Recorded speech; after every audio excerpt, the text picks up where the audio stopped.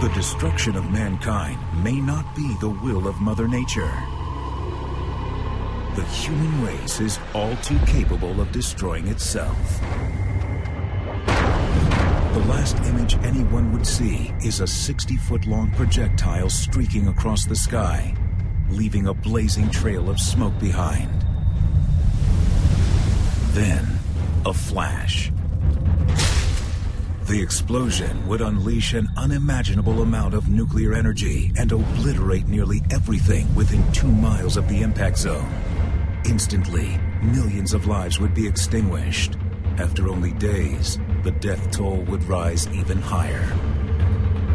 There would be so much smoke that would go up into the atmosphere that it would cause global climate change unprecedented in human history. Temperatures would quickly plummet, causing a nuclear winter not so different from the conditions that would follow a supervolcano eruption.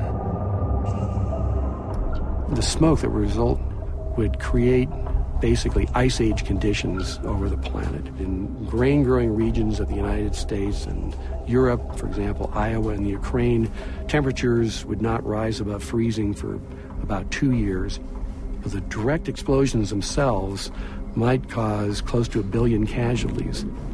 The bulk of humanity would starve to death.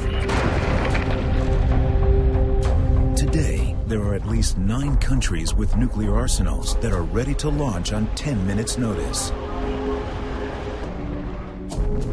Their ICBMs, short for intercontinental ballistic missiles, can attack a target more than 8,000 miles away at the touch of a button. That's farther than the distance between Washington, D.C. and Beijing.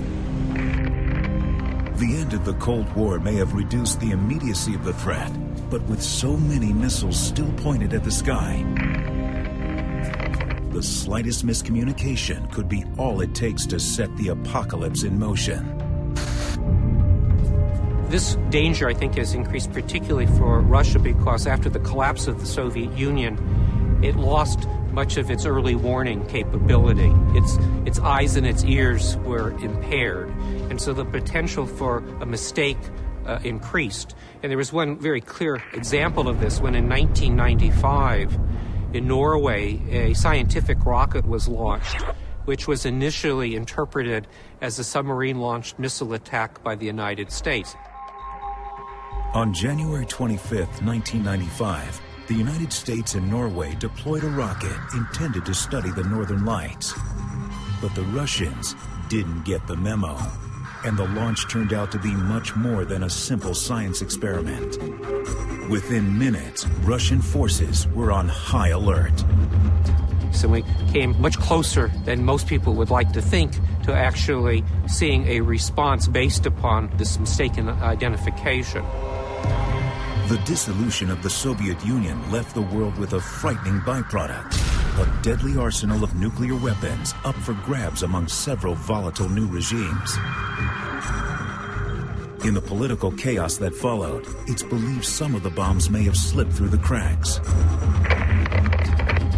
If these loose nukes turn up in the wrong hands, we may yet become casualties of the Cold War. One of these weapons going off could trigger a much wider war, a much greater outbreak, could destabilize into anarchy. With the increased potency of today's nukes, it wouldn't take an all-out war between the superpowers to trigger the apocalypse. Even a regional exchange between two enemies such as India and Pakistan could have horrifying global consequences. Some new studies suggest that, in fact, even a very limited nuclear exchange in India and Pakistan, or any place else in the world, might actually jeopardize the climate around the rest of the world. The latest research proves just how catastrophic a nuclear war between India and Pakistan would be for the rest of us. The effects of even limited nuclear fallout are nothing to sneeze at. Will our species be able to prevent nuclear self-annihilation? To completely negate the threat, virtually every existing warhead would have to be destroyed. And with numerous Cold War nukes still unaccounted for, that scenario seems highly unlikely.